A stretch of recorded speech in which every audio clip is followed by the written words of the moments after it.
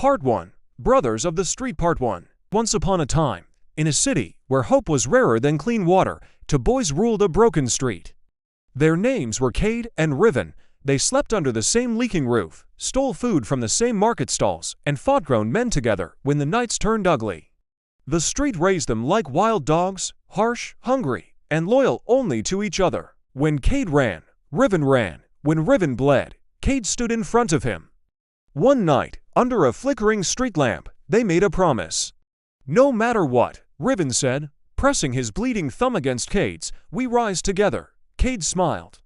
But the smile didn't reach his eyes. Years passed. The boys became men, sharp, fearless, respected. Their names started carrying weight. Small gangs listened when they spoke. Deals were made in whispers. Enemies avoided eye contact. But something had changed. Riven still believed in brotherhood. Cade had started believing in power. Whenever Riven talked about building something fair, something lasting, Cade laughed it off. "Fair doesn't survive here," Cade said one night. "Only the strong do." Riven didn't notice the way Cade stared at the city skyline. Not like a survivor, but like a king waiting for a throne. Their big chance came on a rainy night. A powerful crime lord wanted a risky delivery done.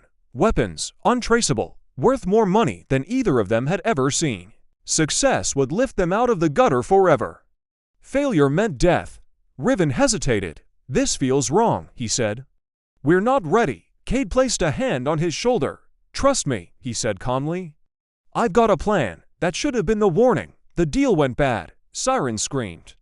Gunfire exploded. Chaos swallowed the docks. Riven fought his way through enemies, calling Cade's name again and again, but Cade was gone.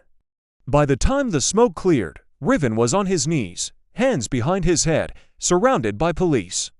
Across the street, hidden in the shadows, Cade watched silently. He didn't look scared, he looked relieved. As the prison gate slammed shut behind Riven, Cade turned away from the scene and whispered to himself, "I'm sorry, brother, but only one of us was meant to rise." Subscribe for Part 2.